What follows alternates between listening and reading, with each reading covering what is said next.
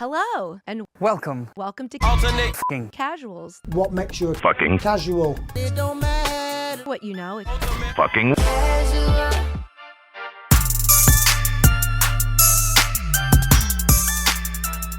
All right, ready? Yeah. All right, here we go. Ultimate fucking casuals. We have reconvened once again to talk the fights. The homies have assembled. Nathan, Isaac, how goes it? Dude, it's going well. It's going well. Yeah, it goes. It goes for sure. Well, the new era has begun in more ways than one. Really quickly, starting off with, on January 23rd, the premiere of Zuffa Boxing. Did you guys catch this card?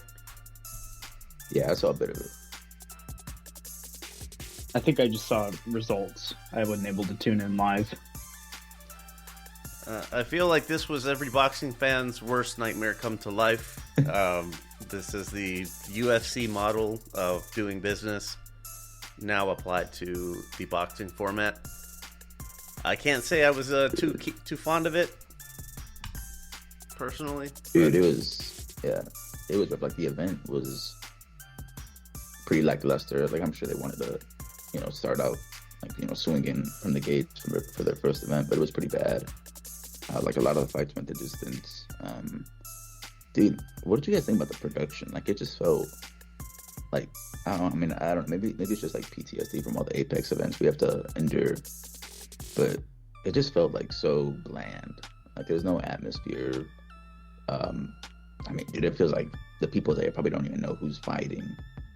I don't know, it just felt like not, like there was no like soul. Yeah, that's the word I was going to use. Super boxing promotion. That's the exact word I was going to use, was soulless. Yeah. But we'll see, man. We'll see if they continue. Yeah, to their credit, the most recent Zuffa card they had some decent fights on it, and apparently had some good action. So I guess I don't know. I'll continue to watch out of like a professional obligation, but I'm not too keen on the way the Zuffa way of doing things isn't. Yeah, it's not my favorite. The Callum Walsh stuff as well. Like, it might be time to call it quits of like trying to put him as the front of the company. Yeah, I don't understand what the obsession is with him. He's not he's not that good. You've got better fighters than your roster now, so. But we'll continue watching Zuffa and watch how this sort of takes shape as they get more events under their belt. In news, continuing with boxing a little bit, the Ali Revival Act clears committee. For those who have forgotten their civics lessons, this will now go to the desk of the Speaker of the House, who will decide if it's going to be heard for a vote. Then it has to clear the House. Then it goes to the Senate in the appropriate committee. So there's still quite a few hurdles to go, but this is a big one. It's more than likely going to be heard. Just with Dana White and the president being homies, chances are likely this is going to go to the floor to be heard. But some of the changes, the increased fighter minimum pay from $150 a round to $200 a round, minimum insurance coverage increases from $25,000 to $50,000. All fighter contracts have 6-year sunsets. This next one, I think, is a really good thing. It's I think something that anybody who follows boxing at all has a problem with. Secondary titles are all but eliminated, and it's a mandated one belt per division, with some cases allowing for interim fights, and randomized drug testing to the World Anti-Doping Agency standard. This is a big news, I would say, for fighting sports at large. but I don't know what did you guys hear about this? I didn't hear about like I knew there was an increase to fighter pay, but I didn't hear about like all the like the specifics. I did hear about the secondary titles being eliminated, and like at face value, I mean that is one of the biggest issues in boxing, is the fact that you have so many of these like just like BS titles, and like I mean the majority of boxing fans like agree that it needs to stop, but I mean we'll see how this sort of develops. So when it says secondary titles, is that like stuff like the WBC silver belt, or like, or is that collapsing all four belt orgs into a single belt per division? It's the WBC silver, those kinds of things are going to be done away with. Okay. Yeah, I mean that's all really good stuff. I mean, like what Isaac said, no one cares about those sorts of belts, and it's like, you know, sometimes you don't even know there's a belt on the line until the favorite wins, and then like here comes the WBC rep with like a new belt they just invented for the fight, and it's like, okay, I didn't realize this was something we cared about. Yeah, the belt thing definitely I think has everyone's approval. The sunset clause I think is good. As like we have what are these like 10x10 fight contracts that the UFC puts together? Yeah, I mean horrific. So at least they won't be locked in for that long. 6 years, okay. Oof.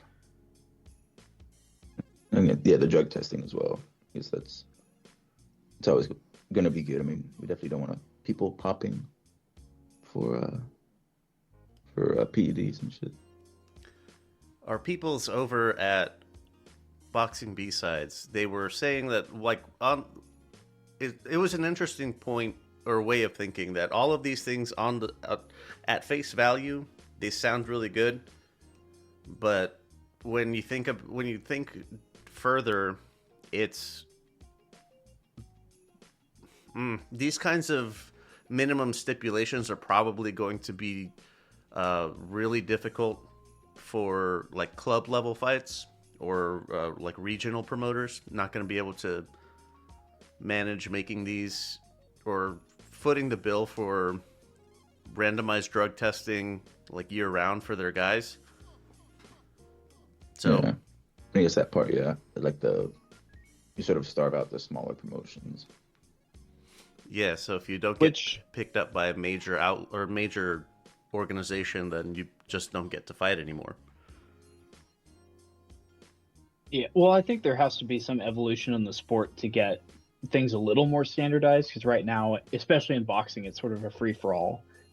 But like in any other sport organization, you have a minor league of some sort or some kind of development route that does have financial backing and is able to like, you know, move people through the ranks and potentially get up into the pros. And so, you know, we'll need some kind of financial windfall in boxing to accomplish that.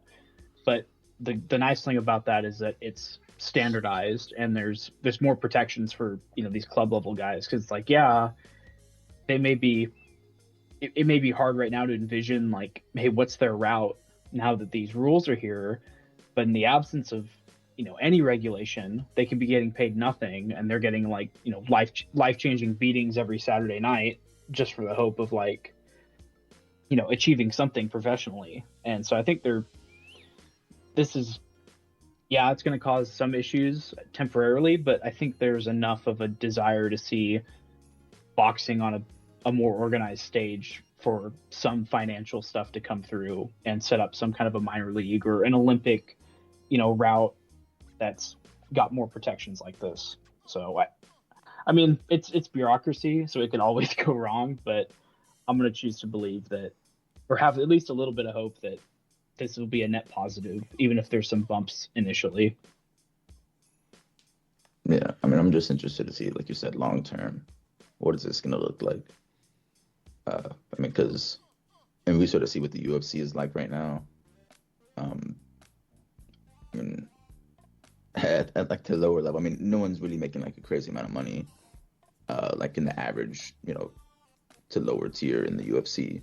So, unless you're like some star like Alex Pereira or Islam or John Jones or Conor McGregor, you're not really making significant money. And then, like, I mean, you try to compare that to some boxers today, like at the top of their level. I mean, even then, it's nowhere near. I mean, Conor McGregor is the exception. But I mean, we'll see if is this going to look long term more like what the current UFC looks like, or is it going to like develop into its own thing? I mean, I'm curious to see. Yeah, we talk about it pretty extensively over on Boxing B-Sides, so if you want to hear more, you could go check that out. On the UFC side of the house, the new performance bonuses. The Fight of the Night performance bonus has been doubled to $100,000 per fighter. The performance of the night is doubled to $100K. And there's a new finish award, $25,000 for any stoppage. Okay, I mean, I do like this because with the amount of money that UFC was making from this Paramount deal, there needed to be like some type of, increase to fighter pay as well. I think the finish award, I mean, the doubled fight night bonus and performance of the night bonus is big too, going from 50K to 100K. But the finish award, I think, is like pretty substantial because, especially like at the lower tier, I mean, people that are fighting like early prelims, I mean, that might like double their pay if they can get a finish. So I mean, I think that's a very substantial. I like that they added that in because for some fighters, that's gonna really, I mean, one thing it'll motivate them to get finishes, which is exciting for fans. But then it can also like I said, double their pay, which is good too. Yeah, I like that incentive because, if you're trying to market really any kind of combat sport to, wider audience, like what they're doing with Paramount and CBS, you can't have like multiple fights in a row that are like snoozers. You have to have exciting fights. And so, this could be a really good incentive to get people, hey, it's not enough for me to just lay on the guy and, wrestle fuck him to a decision because there's 25K on the line if I'm able to submit him or knock him out. Yeah.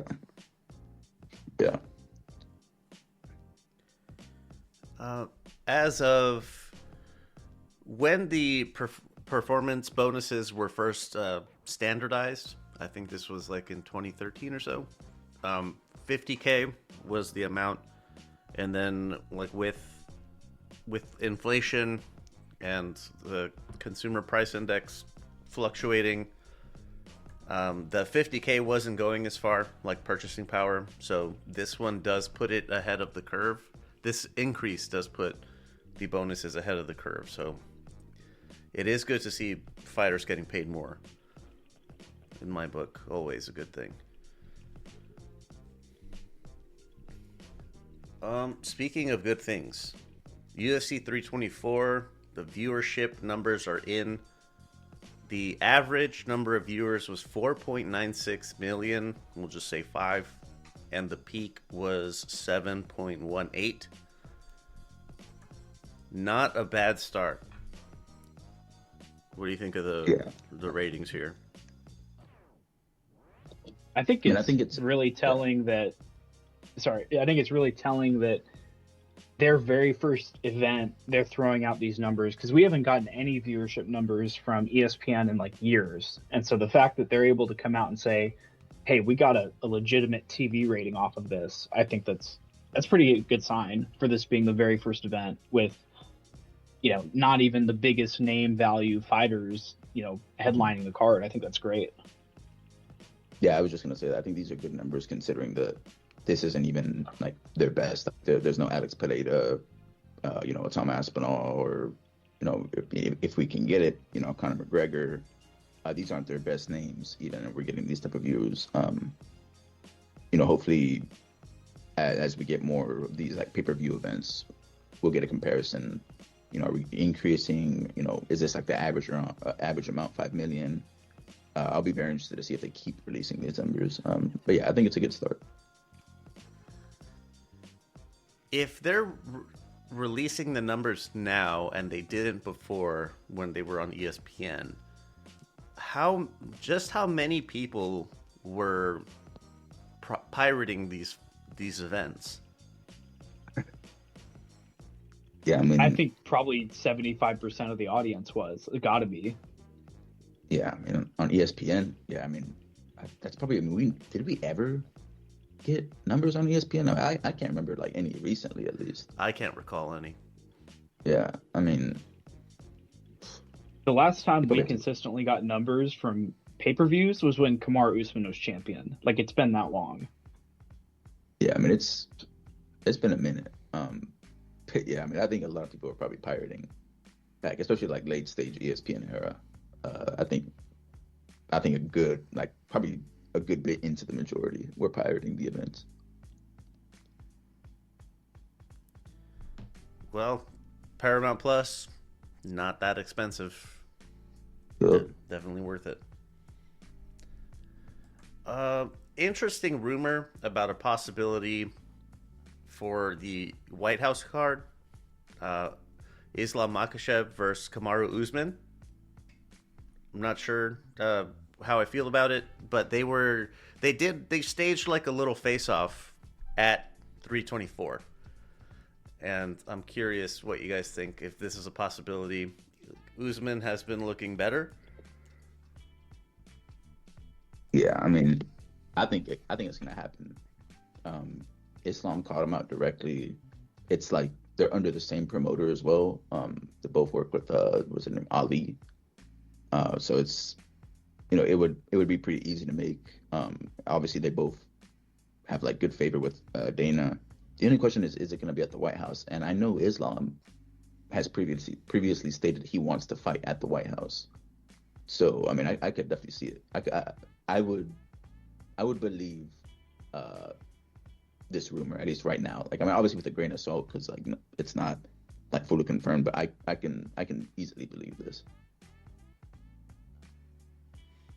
It also checks out with how the UFC has been matchmaking recently, because this is like purely off of name value recognition and nothing else. Like, Usman hasn't earned, I think, a title shot, but he's one of the more well-known guys in the UFC. And it's also like, for Islam, why would you say no to that? It's a very winnable fight. It's at the White House. It's the biggest, exposure you're ever going to have in your career. And it's like, this is a safe fight as far as he's concerned. So, I mean, I definitely believe it. It doesn't mean I'm happy about it, but I do believe it, that this could be in the works. Yeah, and I definitely think there are better fights to make for trying to, get someone to challenge for Islam's title. But I mean, I sort of saw this coming, especially the minute I heard Islam also call out Usman. I was like, oh, okay, yeah, it's gonna be on the way. But I mean, we'll see if they actually end up going this route. Wasn't there a bit that came out that no Russians were going to be on the White House event? I mean, the thing is, like, I think before, yeah, but like, Kamza also, before Trump came in office, he was like banned from the U.S. due to his relations with Kadyrov. But I mean, he just fought, what was it, in Chicago not that long ago. I mean, so I think anything is on the table, like right now. I mean, because Dana, especially I think, like Dana said, I think that the UFC is going to do what they did with the Sphere. They're going to do with the White House card, where they're going to like front the money. I mean, they sacked like $20 million into the Sphere, and they're going to do like a similar thing with the White House card. So I mean, I think we could see Russians here for sure. Especially like, I mean, Islam is a big name in the UFC. I mean, he's probably one of their biggest at the moment. Well, we'll continue to see how this White House card takes shape. Petr Yan undergoes a 9-hour back surgery. His next fight is a certain to be Merab again. 9 hours under the knife. That's quite a bit of time to be under anesthesia. Yeah, I mean, my question is, do you think? I mean, because okay, I sort of think Marab sort of deserves the title shot because I mean, last year he was incredibly active. I mean, he was a great champion to have for the UFC. I mean, just a very active champion. He was fighting good people all last year. But do you think they make Marab take a fight while Peter Yan is out, or Piotr Yan is out, and then try to sneak O'Malley in, Yan versus O'Malley in for the title, like whenever Yan comes back? I could see it. I think that they could make Marab rematch Umar, which I mean that's already a good fight. That's a good rematch to make. I agree with you that Marab's done enough for the company. He's one of the rare fighters that I think deserves the instant rematch. But I could also see the UFC trying to like get rid of him by setting him up with a fight with Umar, which I think I would still favor Marab in that fight, but it's definitely a losable fight. That was one of his most competitive fights of his championship run. Yeah, I think that's gonna be it's gonna be between like one of them. It's like Peter Yan is gonna either fight Marab or O'Malley next. But we'll see what they do. It just depends on the timing and if Marab will. I mean, that's depending on if they force him to wait or not, or what's a fight in between. But we'll see. I think if the UFC had their preference, their choice would be to have O'Malley fight for the title. Oh, of course, O'Malley's one of the favorites. That's one of their boards, yeah. I could see them making Marab take a fight while like Piotr Yan's going to be out for the majority of the year, so having Marab wait that whole time, maybe not the best move, but at the same time, like Marab could do with a bit of rest. Yeah. I mean, that is true. Marab, I mean, bro, he was so active last year. He needs to take a few months off. Yeah, he needs to chill out for a little bit, I think. Yeah. Patchy Mix, cut from the UFC, immediately goes over to Ryzen, and he's already on their March 7th card.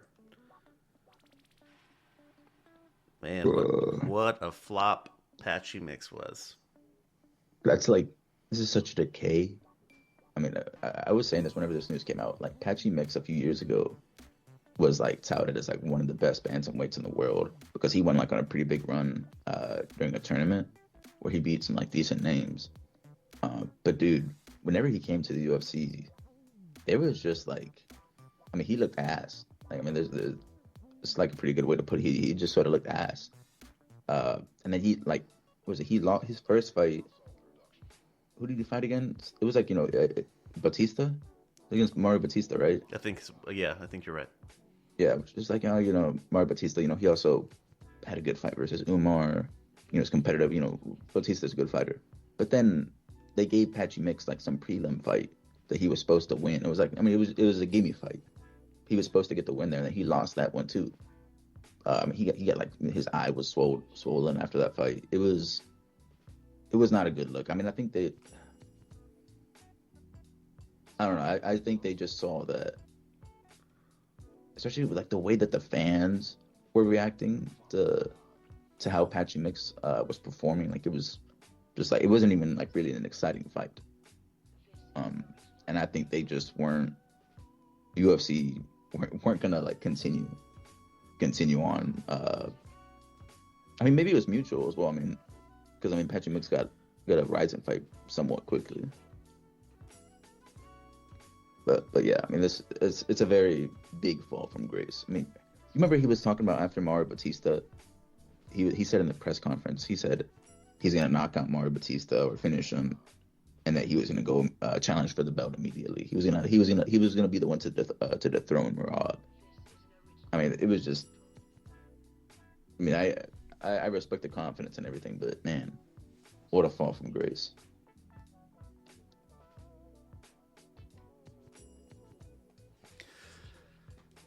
PFL implements independent ranking system that's hosted by Combat Registry. Have you guys heard of Combat Registry? Because I only heard of it from this. I have no I've idea never what heard that of is. I think what I read in the articles, a lot of organizations use this. So I don't know. It seems like a good move, I guess, to have an independent ranking system. But yeah, like who the hell's Combat Registry? So this is gonna take care of their rankings. Yes. Oh, okay. All right. Gonna close out with pretty much all PFL news, just to get it all out of the way. Dakota Bush and Josh Fremd signed with PFL.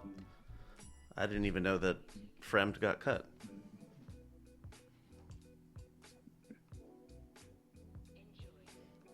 And Jake Paul PFL partnership comes to an end. I think he was on their roster for like 3 years. Didn't fight once. So was it purely just like a thing to get PFO's name, I guess, in some headlines? That's purely what the partnership was. I think so.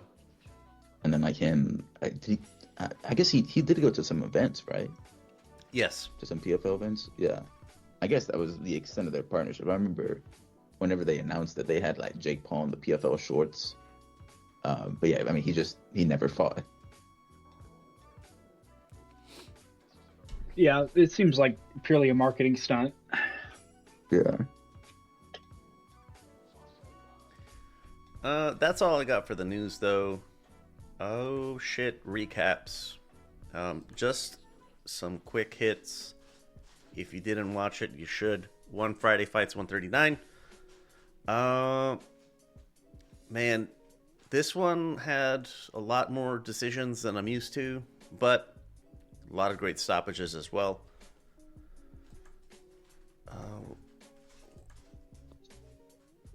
Trying to see if there were any funny names here. Dude named Den. That's it. A guy named Dunk. That's fun. One Fight Night 39. This was a titleless event, but big finish in the main event. Rambolek stops Abdullah Dayakayev. But enough of that. We're here for UFC 324. Holy cow. From the bottom up, Ty Miller stops Adam Fugit in one. Was this the dude that cut the promo?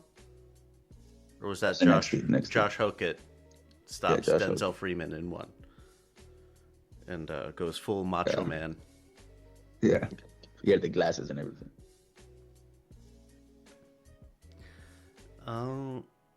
Alex Perez stops Charles Johnson in one. This was a really fun fight. Dude, Perez, he looked like vintage. Like at one point, Perez like challenged for a title, and he sort of looked back how he did prior to that title fight. He went like on a bad skid afterwards. But I mean, bro, he looked deadly against Charles Johnson. And like Charles Johnson, I mean, he beat Van. I mean, so Charles Johnson's not a bad win to have. Nikita Krylov stops Modestas Bukauskas in three. Another good fight. Krylov is just maintaining his kind of gatekeeper status here, but I mean, he's still proving that he's still talented. Bukauskas, he's been around for a bit. I've seen his name a lot. He still hasn't cracked the rankings. Name. He's like just like hovering right outside of the rankings consistently, but has never really like fully broken in. Ateba Gautier gets the unanimous decision over Andrei Pulayev. I saw an article online about this fight, and I thought it was an interesting point, and that it was Gautier needs this kind of experience because he's been bombing dudes out, and he needs to get the rounds in, as he Yeah. progresses. And he was Which- really dominant anyway, so. Yeah, he needs to learn that, like, and this is something like, I mean, most fighters have to experience, unless you have like some type of generational type power. But like, power can only get you so far once you get to like the elite level. Like at one point, you're gonna have to learn some technique, how to cut off the ring or in the octagon. Like you're gonna have to learn that little bit more. But yeah, I mean, it's good that he still got the win, obviously, but it's good that this happened, I guess, early on. He needs to, I guess, add more offensively as he moves up. Umar Nurmagomedov, unanimous decision over Davis and Figueiredo. Is the time running out for Figueiredo? As an elite fighter that could actually challenge for something, yeah, it's over. This ended up being pretty one-sided. Something about fighting, a Dagestani fighter that's got good striking and obviously the wrestling threat, like that just freezes guys up. I guess I don't know if it's an experience thing, like they haven't seen that type of stuff in camp before, but like you could tell Davison like did not want to commit to anything. He was terrified of getting countered with a takedown, and every time Umar got his hands on him, it was like the round was over at that point. He couldn't do anything about it. So there's a lot more good wrestling in the bantamweight division above him, and if you can't put any kind of resistance up against it, you're not going to succeed. So he also is 37, so it's not inconceivable that he just doesn't have the get up he used to be able to athletically explode and land some of his striking, but he's not going to be someone who's going to be considered elite anymore. He's not getting a title shot anytime soon. Yeah, I'd agree. He had like a glimpse in the third round where like he landed something on Umar, but that was like pretty much the extent of what he did throughout this fight. But yeah, I think we're getting very close. He might have like one or two more fights, but I mean, and this was true probably. I mean, this is probably his last chance at any type of title shot. Like if he were to get a win over Umar, obviously that would be massive, but it didn't happen. But I think any hopes of title contention or a title shot, those are dead now. If he's fighting now, it's going to be just for purely for money at this point.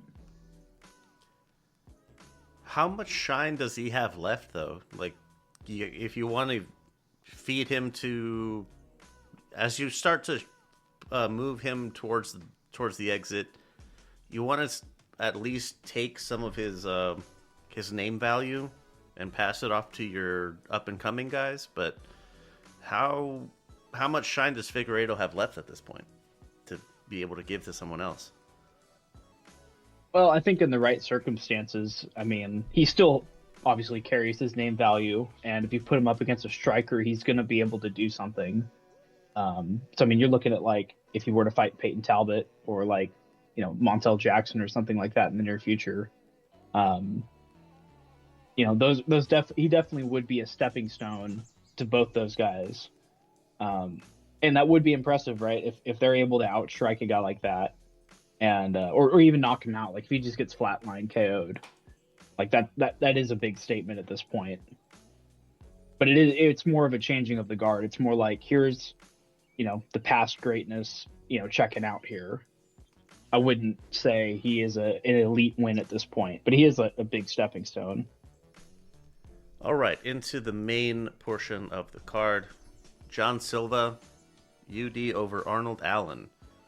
Hold on, wait. Oh. I don't know why I said Montel Jackson. They just fought recently and Big won, so ignore that. I'm being a casual there. It's all good. I honestly was, when you said it, I was like, oh, that makes sense. I completely forgot they fought too. John Silva beats Arnold Allen. Why was John Silva crying at the title, seeing the title?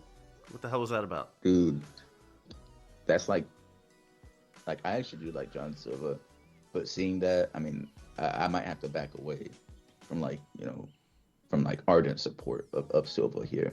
because that was one of the most cringe things like in recent UFC history. What he did with that belt. Yeah, I mean, I don't know what's going on with bro, but I'm just gonna have to support from a distance. I can't be supporting this dude in public anymore after seeing that. But this was still a good fight. Yeah, I mean, antics aside, I can't really I can't really give you a good explanation for what all that was about. But I mean, this was an elite performance by him. Like Arnold Allen is an elite striker, and the fact that Silva was able to restrain himself to certain moments, and use his explosiveness wisely, not get himself caught recklessly like he did in the Diego Lopez fight. I mean, that's exactly what you wanted to see. And then the end of the fight, him jumping off his back, like just absolute mogging. Like that was hilarious. Boy was R farming at the end of there. So I mean, it was a really big fight. I mean, he's jumped all the way up to 6 now. He's taken Allen's ranking, and I think it's deserved. I mean, I'd love to see him versus any of the top 5s. Is a really exciting fight. He's got really good chances to keep on winning.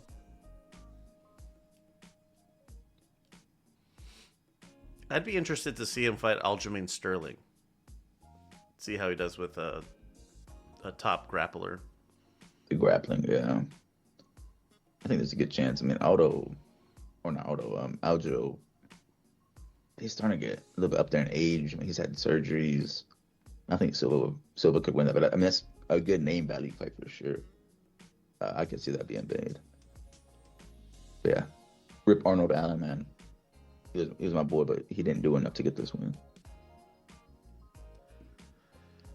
Oh, speaking of not doing enough to get a win, Natalia Silva, UD over Rose Namajunas. I don't know if she won that one. Yeah. There was also, I mean, because we have to discuss this, a pretty bad eye poke that apparently Rose like actually had to get surgery for. Like pretty bad. It was like a really bad eye poke. I think from what I read, it was like damage to the tear duct, where like Rose now has to like, she can't blow her nose for like, I forget if it's like 3 weeks or 3 months. And then she had to get like a drain pipe put in her eyes or something like that. From I don't know all the specifics, but apparently, I mean, a pretty bad eye poke. I mean, and obviously there were legitimate consequences to this, but I think I actually had Rose winning this fight even still. I feel like I had it 2-1 to Rose. I think the third round I gave to Silva, but I thought Rose did enough in the first 2 rounds to get it done.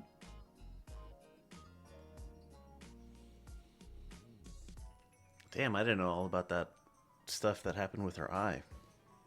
Yeah, some pretty bad surgery or pretty bad eye poke apparently. And like, I mean, Rose posted photos, and like her eye was messed up. So she's not making stuff up. Waldo Cortez Acosta stops Derek Lewis. So sad. I know Derek's I mean, he's been washed for a while, but like there was this outside chance that like he could stumble into a title shot just due to how weak the division is. But like, if you're losing to, Waldo, it's over. It's ogre. Yeah. I mean, I think Derek's probably still got a few fights in him. I'd be shocked if he wasn't on the White House card fighting some no name, but like, that was it. That was his last little potential outside chance of getting in, taken away there. So yeah, it's got to be reps. I feel like it's got to be reps. But I mean, it just sort of, especially like whenever Waldo like finished him. This happens like in a few Derek Lewis fights as well. Like the minute, like whenever Derek Lewis, I mean, because he's trying to swing for the fences, trying to get a knockout. I mean, he does try, but like the minute he sees that he can't do it or can't get it, like, I mean, because Waldo was like clearly faster than Lewis was. But I mean, he just sort of like falls over and just covers up, and that's pretty much the end of the fight. But yeah, I mean, I could see him having like 2 or 3 more fights in the UFC. To be honest, it's just they're gonna have to give him someone like either down way low in the rankings or not ranked at all. Because I don't think he can really get wins at the top of this division anymore. Like, I mean, see, he beat Volkov already, but I don't see that going his way again. Ante Dalia for Derek Lewis? Yeah, I think that's a legitimate matchup they could do. Yeah, because that's further down in the rankings. Waldo is 5th now. Well, he's still 5th. And he's a fresh matchup for Tom Aspinall, right? They haven't fought before? Waldo? Yes. Yeah, I think that's a fresh matchup. Okay. So some new blood at the top of the division. That's nice. Oh, shit. Sean O'Malley beats Song Yadong. Was it even close? Oh, It was close, but the correct decision was made here. I thought O'Malley won for sure. First and third is what I gave him, and I mean Song clearly won the second round. You can't debate that. But you know, it's tough with O'Malley's in a 3-round fight if he doesn't knock you out, because his style relies on, like, you know, the so-called like downloading information. He's trying to measure distance. He's very, very focused on getting all those things down before kind of unleashing his weaponry. He's not the kind of guy that is just going to press forward and force action. So, I mean, we've seen him before in 3-round fights where it's less than ideal because of that reason. But, you know, Song's a really good fighter. He's, you know, good striker, good grappler. And so the fact that he was able to pull something out of there, and I mean, the latter stretch of that third round is when he looked his best. I mean, he looked phenomenal in that area. And I know we were talking earlier about, hey, will O'Malley get a title shot, you know, perhaps unfairly against Piotr Jan? Even if it is unfair, I think that still could be a really, really good matchup. I mean, we were dying to see that anyways at 5 rounds. We only got 3 rounds of it the last time, and I think a 5-rounder between those two now would be amazing. I guess we'll see if O'Malley gets, you know, what would that be, a third title shot in 4 fights if they did that? yeah. I mean, I could see it happening, bro. I mean, he's definitely one of the UFC's like favorites. Like, as UFC as a company.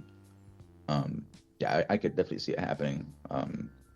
Good performance, man. In that third round, O'Malley did very, very well to like put it away, because I think it actually did come down to that third round. Like Nathan, I had it 2-1 O'Malley. But yeah, O'Malley just put like a big stamp on that fight in that third round. But yeah, I could see it, man. After, you know, it was a good fight. He looked good. Song's not a pushover. I could definitely see him getting a title shot off of this. I mean, Song is a top 5 contender in the division, so like I wouldn't really consider it like a full like gift of a title shot, but you know, we'll see how it lines up. You know, depending on whenever Young comes back and what they do with Merab. Interim lightweight title. Justin Gaethje beats the piss out of Paddy Pimblett. Was this just desserts? Dude, I gotta say, man, hold on. This was wild because there was a few things surprising in this fight. One, Justin Gaethje, I guess, sort of still has it. You know, he looked decent. Obviously, he got like pretty gassed out after like the third round. His power is still there. But dude, I think the most surprising thing here was Paddy, man. His toughness is a little bit crazy. I mean, obviously, like, if you're talking about a fighter's toughness in the results of a fight, they didn't do that well, because I mean, that means they were getting hit a bunch. But dude, he took an outrageous amount of damage. I thought there was like 3 or 4 times where I thought, oh, the fight is over. Patty's done. I mean, he was getting rocked like multiple times, but I mean, he somehow survived. I mean, and there was like he had moments as well where he had Justin hurt, but just really couldn't like string. It was only in moments. Like Justin had like entire minutes of the fight where he was in control, dominant, hurting Patty, and then Patty only had like, I mean, it was glimpses, like just moments where he was in control. Yeah, man, it was a good fight. Good fight. I think, especially after seeing this, I think both of these dudes, regardless of who would have won, these guys are food for Ilya, Taporia, and Armin. I mean, this is a tier below, to the point where it's just like practically a puncher's chance that they have if they were to fight. But I mean, this is a good fight, I guess. Yeah. Yeah, I think as the kids would say, if Patty fought Ilya, he would have gotten slimed like in the first round, 100%. Real bad. Like it's Real shocking bad. how. I mean, like we knew this about him going in, but it was still shocking to see like how bad his striking defense is. Like his arms are like by his hips, and he's just serving his chin up on a silver platter. And I mean, to his credit, I mean he ate some absolute bombs, but like Taporia wouldn't, strike nearly as sloppily as Gaethje. He'd hit him clean and he'd go out in the first round. But like you said, I mean, you got to give Patty props just for, I mean, the grit and the toughness he showed. I don't think he's done by any means. I think he's got a future at lightweight. He just has to seriously improve his striking game because he has a pretty solid fight IQ when it comes to actually like executing what he wants. He knows he can't strike all that well, and so he kicks really well at range. He tries to impose his size when he's up close. Like he knows this is what I need to do to win. He just has a couple very glaring holes that he needs to get patched up. And I think he could do it. I mean, we're seeing MMA training has gotten so good that fighters are able to make serious gains in just a couple fight camps. So, I mean, if he works on that, I think, we've definitely not seen the last of him in the top 5. But I mean, for now, he's out of the equation. Gaethje's going to get his head taken off by Taporia, and then we can actually get to the real fight with Armin after that, I think. Yeah. What was that talk of Armin moving down? To 45. To fight Volk? Yes. No. I think Armin that can't was make 45. I don't think he can make it 45. I don't think that was like a legitimate rumor of like, oh, Armin wants to do that. I think Volk was just making a point of like, hey, if a champion or someone that was really like, it would be really financially beneficial for me to fight them, I wouldn't fight them. I'd fight the number one contender because as a champ, I have the obligation to fight that guy over, some fantasy fight. So at least I think that's how it was. I don't think that there's actually some campaign for that to happen because, like you said, Isaac, there's no way Armin could make that. I thought Armin was saying it because he feels he's not going to get a title shot because the UFC has a sour taste for him. Yeah, I mean, I think that's something definitely apparent, and I think every fan can see that. Like Armin, outside of Ilya, obviously because Ilya is sort of the champion. I guess we'd say like in recess at the moment. But Armin is like clearly the second best fighter in the division, and like it's by a good bit. Like it's like there's a gap between Ilya and Armin and the rest of the division. There's a decent gap between them. He clearly deserves a title shot, but I mean, yeah, the UFC are still being petty about him having to pull out against Islam. Was it last year? Yeah, this time last year. Yeah, like they're still being petty about that. Which I mean, I guess for like if you want to make him fight like 2 times, I guess I can sort of understand that. Definitely be like a little bit annoyed that he made the main event fall out. But I mean, at this point, I mean, I think, especially he blew away Dan Hooker, bro. He blew away Dan Hooker. I mean, yeah, we'll see we'll see what the UFC end up deciding, but I think there's definitely been enough punishment by now. Like just give him a shot. Yeah, and you actually were right, Leo, that Armin actually did call Volk out, and it sounds like for the reasons that Isaac just said. The mentality that I was saying about Volk that was him in the post-fight responding to Armin's call out, is what that was.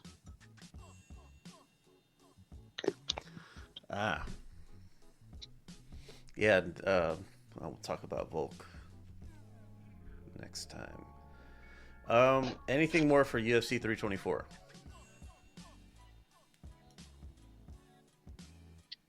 Good card to start like the year, but also like the Paramount era. It was enjoyable. Had some good moments, some good fights. But yeah, I mean, we move. Hopefully, this is not the peak.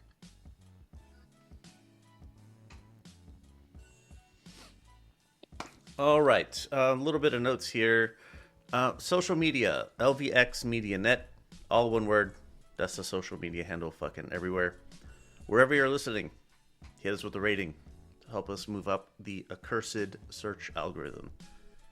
And if you want some ad-free shit, behind-the-scenes stuff, patreon.com/LVXMediaNet. All right. Do you have that nagging feeling of being exposed when you're online? In today's world, a simple antivirus isn't enough. Your digital life, your photos, your bank accounts, your family's privacy, it all needs more than just a basic firewall. You need Malwarebytes. Malwarebytes is your complete shield against the chaos of the internet. The powerful next-generation antivirus instantly quarantines threats, locks down malware before it can do any damage. But it doesn't stop there. It includes an ultra-fast, ultra-private VPN to encrypt your connections, keeping your location and data private while you're on public Wi-Fi. Plus, the integrated ad blocker makes your browsing cleaner and faster. Whether you're protecting your personal machine or securing the whole household, Malwarebytes is a plan for you. Go to lvx.be/mwb to find the subscription that's right for you. Don't wait for the next error message. Take control of your digital peace at lvx.be/mwb.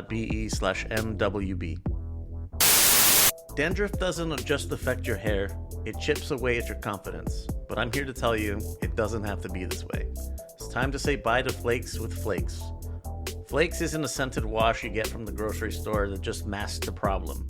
It's a powerful, medically formulated treatment designed to get to the root of the toughest dandruff. Flakes works fast to control the flaking, calm the itching, and soothe the redness that's on your scalp. And here's another pro tip. Flakes will also help with that stubborn beard druff if you have that too. Imagine feeling completely free to wear whatever you want, whenever you want to. Imagine just focusing on your day and not on your scalp. That's the difference that Flakes makes. Go to lvx.be/flakes for a nice little discount while you help us out a little bit in the process. Don't settle for temporary fixes that smell like the produce section of your grocery store.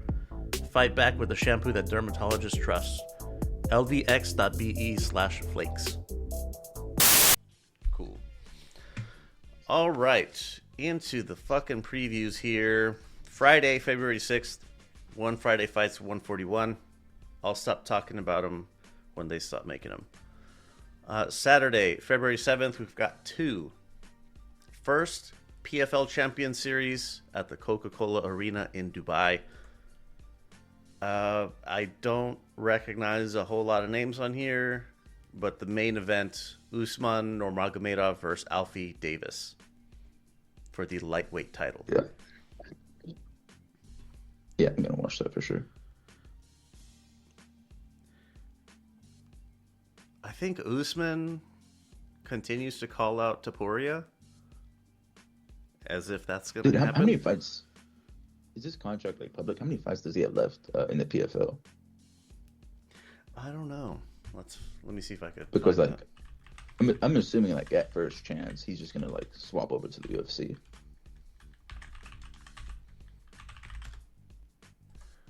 He recently re-signed with them like 2 years ago, about a year and a half ago, or No, 2.5 years. I'm sorry. I'm fucking up the math here. But yeah, he signed with them a little while ago. Yeah, whenever the contract, I guess, runs out, it would be pretty easy to just to move him over to the UFC. But until then, yeah, he's got to keep churning these fights out, these defenses. This is an article from December 11th. Usman Nurmagomedov is happy with his place as PFL champion.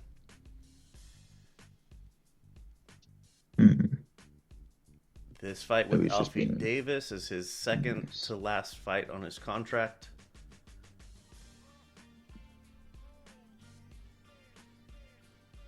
Second to last fight, okay. Okay. So plans to fight again at the end of the year, so 2027. UFC debut, that would be big. I mean, he's definitely like another big name. I mean, he's had some like decently big fights with Hughes over in PFL, but yeah, I mean that would be big. So next year, potentially, we see him in the UFC. Yeah, possibly. One of his gripes is that UFC is not a meritocracy, to use his words. So that's fun. I think he'd definitely get the benefit of the doubt, though, considering like his last name, his coaching team. I mean, he'd get like a similar push that like Umar got. So I think those same rules wouldn't apply to someone like him. Yeah, I imagine they would fast track him. Yeah. Moving on. I've decided. Oh, sorry, I was muted there. I was just gonna say, ooh, another fast-tracked PFL champ. Where have we seen this before? Yeah. We have indeed seen this song and dance before. I'm sure there's nothing wrong that could go bad with that. Yeah, that would be a bit wild if like Usman came over and just like got stomped immediately, like similarly to Patchy. But I mean, we'll see. I think it's definitely something we're gonna see in the future, but we'll see if it'll happen next year or not. Moving to UFC Vegas 113. For the purposes of fucking hashtags, I've stopped counting the high numbers. And we're just going to go with Vegas 113 at the Meta Apex. Gross. In the prelims, Wang's out for Kong versus Eduarda Mura. Yep, Wang's out. Wang's out. Who else is on this card? John Matsumoto versus Farid Yeah, Basharat. It's a good one. That's gonna be a good fight, I think. Yeah. Albazi versus Horiguchi is going to be Horiguchi, excuse me. That's a pretty good fight. Yeah, Amir Albazi versus Kyoji Horiguchi in the co-main. They need Horiguchi to get that win. He'd be big for like a Japan card. Oh, dude, the Ryan Spann fight, that's probably gonna end up in a knockout. Michael Oleksiejczuk versus Barrios. That should be a fun fight. I think he's like Michael. I think is the Polish dude in the Fighting Nerds camp. Yeah, I want to say. Yeah, that should be a good fight. Both of those dudes normally come to bang. So yeah, I mean those like 4 fights leading up to the main event, those should be good. And Mario Bautista versus Vinicius Oliveira, 9th and 13th at bantamweight. Yeah, It's going to be a violent fight. It's actually a fairly good main event for an Apex. yeah. It's a Not big a step bad up card. for Oliveira. Not a bad card overall. It's a big step up.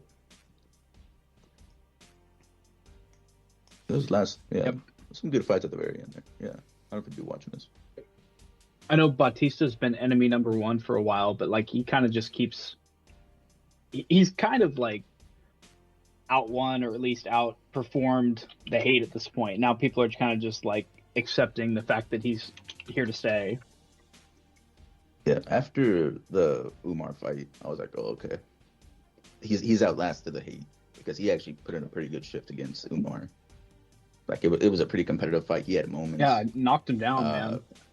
Yeah, it was. He did well. I think that was a fight where I was like, oh, okay, I'll chill out with Bautista hate. He's paid his dues. Yeah, I would think so. Yeah, I mean, they tried to decapitate Bautista. The UFC has tried multiple times. They tried with Umar. They tried with what's his face, with Patchy, and I mean, none of them worked out. So yeah, I think it's time. Anything more for UFC Vegas? See, now it's like these cards are interesting because they're having to swap, I mean, pretty quickly between like Zuffa Boxing, like the setup they have for that, and the Apex. So I'm wondering if we're going to see any like changes. I mean, especially now because this is the first Apex event under Paramount, right? Like yes. UFC. Yeah, I'm wondering if there's going to be any changes to the look at the Apex now under Paramount. That'll be interesting to see.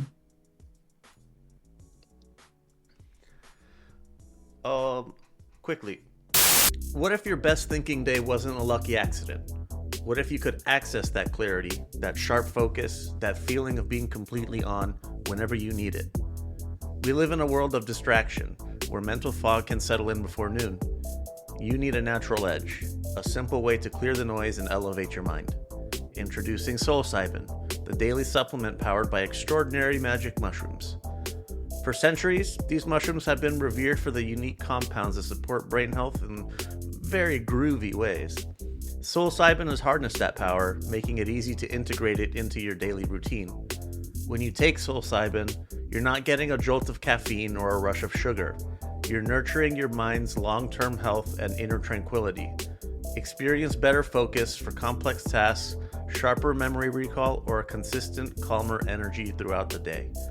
Whatever you need, psilocybin has a supplement for you. Ready to cut through the mental clutter? Are you ready to tap into your highest potential? Go to lvx.be/soul.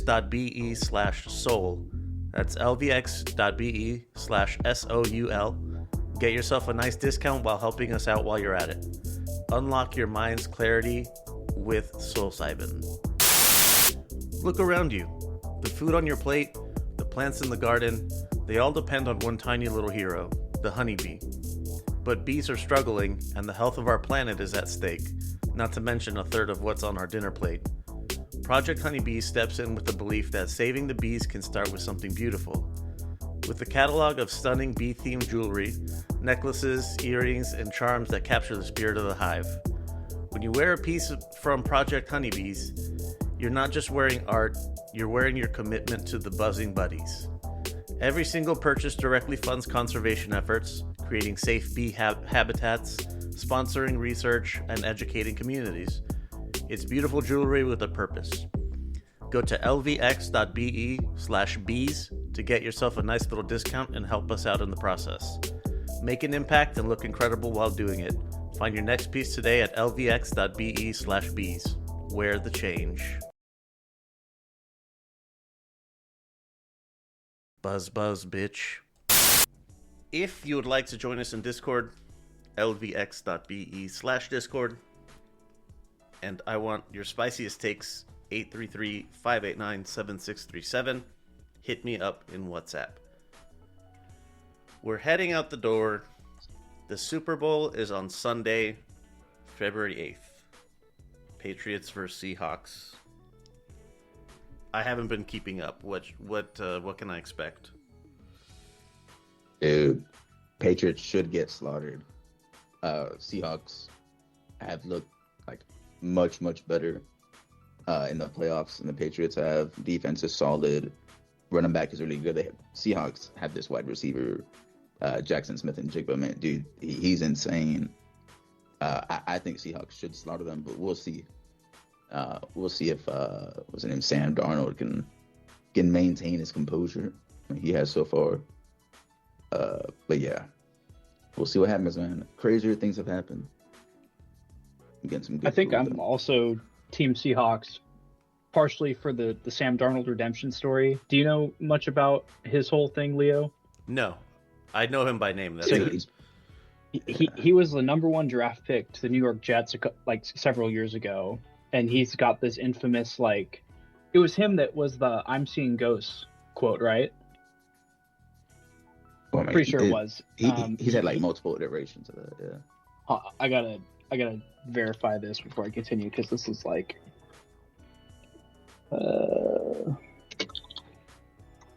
yeah, it was. So it was his rookie year, and the Jets are like a poverty organization in the NFL. Like, they're one of the worst. They don't know how to team build, and so they keep drafting these high level quarterback talents, and then people think the quarterback talents are bums, but the reality is they're getting no help from the Jets. And so, like, this mic'd up moment of him, like, he's getting slaughtered behind this terrible offensive line his rookie year, and they catch him on a hot mic saying, like, "I'm seeing ghosts." Like, he's making bad decisions because he's like jittery. He thinks like a defensive end is coming around the corner and about to take his head off. And so this guy got, put through the ringer, completely written off. He comes back last year with the Vikings and puts together a pretty solid season up until the end. And then in his first year with the Seahawks, he's gotten this team that's been stuck kind of in mediocre land since Russell Wilson left, their last, Super Bowl quarterback. He's gotten them to the Super Bowl. So, like, this turnaround would be one of the biggest in NFL history. I think they'll win, but I will say that, the Patriots have had to face like 4 of the top 5 defenses so far in their playoff run, or 3 of the top 5 defenses in their playoff run. And so I think that Drake May and company, the Patriots quarterback, he's going to look a lot better than he has. And I think it could be a shootout, but we'll see. Yeah, should be a good game. If anything, it's a good excuse to get some good food. I'm probably gonna get some wings and some other shit. But yeah, it's Super Bowl is always a good time. Is Bad Bunny still performing? Yeah, I think they still have him. Yeah. Okay. I've been seeing some shit about Green Day on the Super Bowl for something. I don't know. I'm not seeing any of that, yeah. Put the backup in case Bad Bunny gets deported by ICE or something like no that. Shit. Yeah. All right, but with that said, parting words, if you have any. Dude, I'm glad we're starting to get into fights now. We started off like some solid events. Boxing started out pretty well. We got the beginning of the year it started out pretty well. I mean, the Super Bowl is happening now. It's a good time for sports, and we're just going to continue on. Right now, the weather's been a bit iffy, but it's an excuse to stay indoors, watch some of these events, get some food. But yeah, man, it's been good. A nice start to the year. Yeah, I mean, it's been awesome to see just how quickly the Paramount Plus era has taken off. I mean, just the fact that we had over 7 million people on a just an above average card to start the year in January, it's phenomenal. And the future's looking bright. I'm really excited to see how this thing takes off. And yeah, it's quite the start. Happy to be experiencing it. Green Day's playing the opening ceremony. So that's fun. Yeah. Oh, man.